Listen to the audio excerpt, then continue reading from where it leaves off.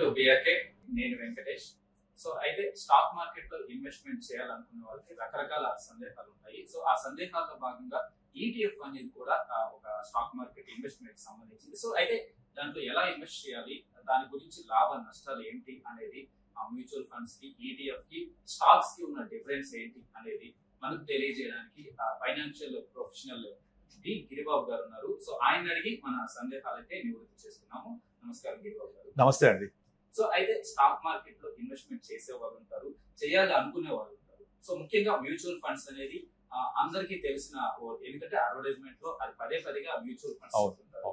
ఇంకా stock market గురించి కొంత తెలిసిన నాలెడ్జ్ ఉన్న వాళ్ళు, స్టాక్స్ అనేది కూడా తెలిసిన వాళ్ళు ఉన్నారు. కాకపోతే ఈటీఎఫ్ అనేది ఏంటి, సో దాంట్లో ఇన్వెస్ట్ చేయడం ఎంతవరకు లాభము, సో దాని గురించి ఎక్స్ప్లెనేషన్. ఫైన్ అండి. సో నార్మల్ గా స్టాక్ మార్కెట్ లో డైరెక్ట్ ఇన్వెస్ట్మెంట్, ఇండైరెక్ట్ ఇన్వెస్ట్మెంట్ రెండు ఉంటాయి. డైరెక్ట్ ఇన్వెస్ట్మెంట్ అంటే సింపుల్, ఒక డిమాట్ అకౌంట్ ఓపెన్ చేసుకొని మనకు నచ్చిన షేర్స్ నచ్చిన టైంలో నచ్చిన ప్రైస్లో కొనుక్కోవడం, మన నచ్చిన ప్రైస్ లాభం వచ్చినప్పుడు అమ్మేసుకోవడం, లేదు ఇది కొన్న ప్రైస్ పెరగట్లేదు తగ్గిపోతుంది అనుకున్నప్పుడు సేల్ చేయడం, లాభము లేక నష్టము వాళ్ళే సొంతగా బుక్ చేసుకుంటుంటారు. అలా ఓన్గా సొంతగా చేసుకోవడమే స్టాక్ మార్కెట్ ట్రేడింగ్. అందరికి తెలుసు అది. అలా నేను ఏ షేర్స్ కొనాలి, ఎప్పుడు కొనాలి, ఎప్పుడు అమ్మాలి నాకు తెలియకపోతే indirect investment in stock market is nothing but mutual funds. ఇది కూడా అందరికి తెలిసిందే. ఈ రెండింటికి మధ్యలోది ఈటీఎఫ్. ఈటీఎఫ్ అంటే ఎక్స్చేంజ్ ట్రేడెడ్ ఫండ్. అంటే ఈటీఎఫ్ కూడా ఒక మ్యూచువల్ ఫండ్ లాంటిదే, బట్ స్టాక్ మార్కెట్లో ట్రేడ్ అవుతుంది. కనుక ఎవరైతే ఈటీఎఫ్ తీసుకోవాలనుకుంటున్నారో వాళ్ళకు డిమాట్ అకౌంట్ ఈజ్ మ్యాండేటరీ. ఆ ఈటీఎఫ్ అనేది డిమాట్ అకౌంట్ ద్వారా సేమ్ స్టాక్స్ ఎలా కొంటామో అదే పద్ధతిలో కొనుక్కుంటారు. అయితే ఈటీఎఫ్స్ బాగా ఈ మధ్య ఎందుకు పాపులర్ అయినాయి అంటే, నార్మల్గా ఈటీఎఫ్లో ఎక్స్పెన్సెస్ చాలా తక్కువ ఉంటుంది, అరౌండ్ 20%, 30%. వేరాజ్ మ్యూచువల్ ఫండ్స్కి వచ్చేప్పటికి ఒక ₹1 వరకు ఉంటుంది. సో ఆ ఎక్స్పెన్స్ రేషియో డిఫరెన్షియేషన్ ఎక్కువ ఉంటుంది. కనుక మీరు ఈటీఎఫ్కి వెళ్ళిపోండి, ఈటీఎఫ్ కూడా స్టాక్ మార్కెట్ లాగా పర్ఫామ్ చేస్తుంటుంది అని చెప్పి చాలా పాపులర్ అయింది. కానీ ప్రాక్టికల్గా వచ్చేప్పటికి ఆ థియరీ పరంగా ఎక్స్పెన్స్ రేషియో ఒక్కటే హైలైట్ చేసి ఈటీఎఫ్ని ప్రమోట్ చేస్తున్నారు. కానీ ప్రాక్టికల్గా వచ్చేప్పటికి ఒక స్టాక్ మార్కెట్లో ప్రతి ఒక్కళ్ళు ఎందుకు ప్రాఫిట్ చేసుకోలేరు అంటే, ఎప్పుడు ఎంటర్ అవ్వాలి, ఎప్పుడు ఎగ్జిట్ అవ్వాలి, ఎప్పుడు మనము టెక్నికల్ లెవెల్స్ అండర్స్టాండ్ చేసుకోవాలి, ఎంట్రీ టైం ఎగ్జిట్ టైం మనకు తెలిసిండి సక్సెస్ఫుల్గా చేస్తే స్టాక్ మార్కెట్లో we can create tremendous wealth. అది చేయలేని వాళ్లకు mutual funds is the best option. అంటే మ్యూచువల్ ఫండ్స్ అంటే మళ్ళీ ఈ కొనడం అమ్మడం అనేది మన బాధ్యత కాదు, కేవలం ఇన్వెస్ట్ చేసి ఊరుకుంటాము. Fund manager will buy in the market as per his professionalism. వాళ్ళ రీసెర్చ్ అనలిస్ట్ టీం ఉంటుంది, వాళ్ళు చాలామంది బ్రెయినీస్ ఉంటారు. వాళ్ళందరూ కలిసి ఒక డెసిషన్ తీసుకొని ఎంట్రీ ఎగ్జిట్ తీసుకుంటారు వాళ్ళు. అది మ్యూచువల్ ఫండ్స్ జరుగుద్ది సహజంగా. కానీ అక్కడ రిటర్న్స్ వచ్చేప్పటికి 12-15% వస్తాయి.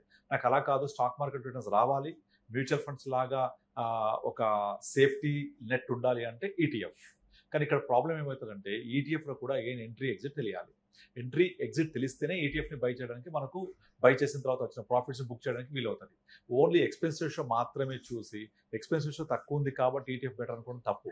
ఇక్కడ అందరు మిస్ అవుతున్న పాయింట్ ఏంటంటే, ఎక్స్చేంజ్ ట్రేడెడ్ ఫండ్ ఈటీఎఫ్ ఏదైతే కొనుక్కుంటారో, కొనుక్కున్నప్పుడు మనకు నార్మల్గా స్టాక్స్ కొంటే ఎలాగైతే ట్యాక్సెస్ ఉంటాయో అలాంటి ట్యాక్సెస్ ఇక్కడ కూడా పడతాయి.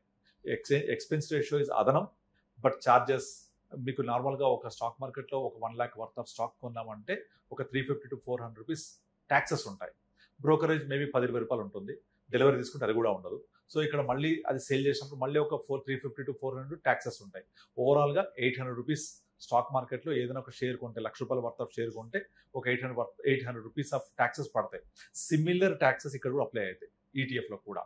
చాలామంది ట్యాక్సెస్ని అండర్ ఎస్టిమేట్ చేస్తారు, అంటే దీన్ని ఎవరు కన్సిడర్ చేయరు. అసలు చేయకుండా ఎక్స్పెన్స్ రేషియో గురించి మాత్రమే మాట్లాడుతూ ఈటీఎఫ్లో ఇన్వెస్ట్ చేయండి, ఈటీఎఫ్ ఇన్వెస్ట్ చేయండి, మీకు చాలా సులువుగా వచ్చేసరికి గ్యారంటీగా చెప్తుంటారు. అప్పుడు తప్పది. నేను ఈ షో ద్వారా అందరూ చెప్పేది ఏంటంటే, ఈటీఎఫ్ అనేది ఒక స్టాక్ మార్కెట్కి ఒక లెవెల్ కింద ఉండేది అంత మాత్రమే తప్ప, ఈటీఎఫ్లో పెడితే గ్యారంటీగా డబ్బులు వచ్చేస్తాయని కానీ, ఈటీఎఫ్లో పెడితే 100% సేఫ్ ఉంటుందని కానీ, ఈటీఎఫ్లో పెట్టగానే డబ్బులు వచ్చేస్తాయని అనుకోవడం తప్పు, అపోహ మాత్రమే. అది కూడా స్టాక్ మార్కెట్ లాగా ఒడిదుడుకులో లోన్ అయి ఉంటుంది, మార్కెట్ లాగానే అప్స్ అండ్ డౌన్ అవుతూ ఉంటుంది. షేర్స్ ఎలాగైతే మీరు ఎక్కడ కొనాలి ఎక్కడ అమ్మాలో తెలిసి ఉండాలో, ఇది కూడా ఎక్కడ కొనాలి ఎక్కడ అమ్మాలో తెలిసి ఉండాలి. డిఫరెన్స్ ఏంటంటే, నార్మల్గా ఫర్ ఎగ్జాంపుల్ ఇప్పుడు ఒక ఐటీ కంపెనీ ఉంది, టీసీఎస్, ఇన్ఫోసిస్, ఇలాంటి కంపెనీస్ ఒక షేర్ గురించి మీకు ఐడియా ఉంటే ఆ పర్టికులర్ షేర్ కొనుక్కోండి.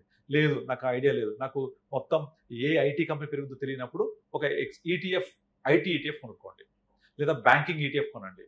ఆ బ్యాంక్ ఈటీఎఫ్లో ఎగ్జాక్ట్ ఇండెక్స్కి రెప్లికా ఉంటుంది. అది ఇండెక్స్ అంటే బ్యాంక్ ఇండెక్స్. అందులో HDFC bank number 1, ICICI bank, HDFC, Kotak, axis, a small finance bank, IDFC first bank, ఇట్లా అన్ని బ్యాంకింగ్స్ అన్ని వాటి వెయిటేజ్ ప్రకారంగా ఎలాగైతే ఇండెక్స్లో కంప్రైజ్ అవుతాయో సిమిలర్ ఇండెక్స్ అంతా కూడా ఎక్స్చేంజ్లో ట్రేడ్ అవుతూ ఉంటుంది. సో ఇన్స్టెడ్ ఆఫ్ బయింగ్ ఒక bank stock, you will buy all group of bunch of stocks, all banking stocks in ETF. So bank index move అయితే ఇది మూవ్ అయితే up side, bank index down అయితే ఇది down అవుతుంది. Similar to స్టాక్సే, ఏం difference లేదు. ట్యాక్సెస్ అలాగే పడతాయి. కానీ ఏంటంటే ఒక బ్యాంక్ పెరిగి ఒక బ్యాంక్ తగ్గితే, నేను కొన్న బ్యాంక్ పెరిగితే లాభం, నేను కొన్న బ్యాంక్ తగ్గితే నష్టం.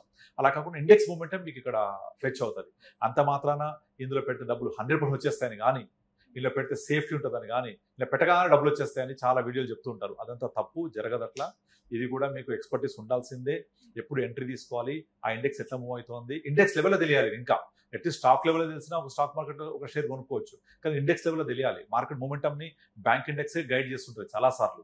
ఎందుకంటే ఎంటైర్ స్టాక్ మార్కెట్లో 32% weightage belongs to bank index, around nearly 10 to 15% belongs to IT index. So ఇవి మార్కెట్ని డ్రాగ్ చేస్తాయి లేదా మూవ్ అప్ సైడ్ కానీ డౌన్ సైడ్ చేస్తూ ఉంటాయి. కనుక అంత వెయిటేజ్ ఉన్న ఇండెక్స్ని మనం ఈటీఎఫ్లో కొనేటప్పుడు దాని ఇంపాక్ట్ ఇక్కడ కూడా ఉంటుంది. అది అర్థం చేసుకొని దాంతో పాటుగా మనము ట్రావెల్ చేయగలిగి ఆ ప్రాఫిట్ బుక్ చేయడం timely, right entry right exit తీసుకోగలిగితేనే మీకు ఈటీఎఫ్ వల్ల లాభం తప్ప జస్ట్ అందరు చెప్పినట్టుగా కొనగానే డబ్బులు రావు. సో నేను అందరికి చెప్పేది ఏంటంటే అలా ఈటీఎఫ్లోకి వెళ్ళి మళ్ళీ ఎప్పుడు కొనాలి, ఎప్పుడు అమ్మాలి, ఎప్పుడు ఎగ్జిట్ అవ్వాలి అనేది తెలియకపోతే సింపుల్గా మ్యూచువల్ ఫండ్ ఇన్వెస్ట్ చేయండి.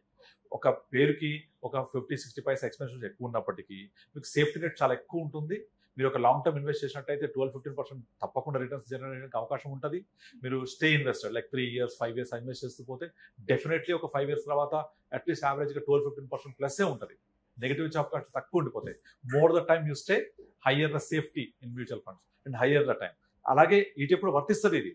కాకపోతే మనము ఎమోషన్స్ హోల్డ్ చేయలేము. ఇప్పుడు పడుతుంది, అరే పడిపోతుంది అనేసి తీసేయడము, పెరుగుతుందని చెప్పేసి గ్రీడ్ రావడము, ఫియర్ అండ్ గ్రీడ్ మీద కొట్టుకుంటా ఉంటాం. ఆ ఫియర్ గ్రీడ్ వల్ల ఈ స్టాక్ మార్కెట్ ఎవరైతే 90% నష్టపోతున్నారని సెబీ చెప్తోందో that also applies to ETF also. ఈటీఎఫ్లో కూడా సేమ్ 90% నష్టపోతారు బికాస్ ఆఫ్ మార్కెట్ వాలటాలిటీ.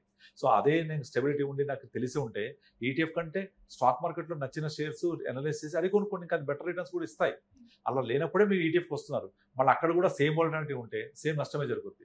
కనుక దానికంటే బెటర్ ఏంటంటే ఈటీఎఫ్లో పెట్టి ఎక్స్పెన్స్ రేషియో ఒక్కటి మాత్రమే చూసి ఎంటర్ అయిపోతే గ్యారంటీ వస్తాను కూడా తప్పు, అలా చేయొద్దు.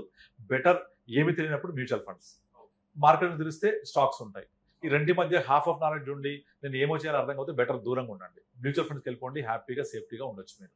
అంతేగాని అందరు చెప్పినట్టుగా మీరు చాలా వీడియోస్ నాకు క్వశ్చన్స్ వస్తుంటాయి. ఈటీఎఫ్ పెడితే సేఫ్ అంట కదా, ఈటీఎఫ్ పెట్టాక డబ్బులు వచ్చేస్తాయంట కదా, ఈటీఎఫ్ పెడితే కంపల్సరీ గ్యారంటీ ఉంటుందంట, కానీ చాలా వీడియోస్ ఉన్నాయి గ్యారంటీ ఈటీఎఫ్ అనే థంబ్నెయిల్స్ కూడా చేశారు. బట్ అవి తప్పు, రాంగ్, జరగదు.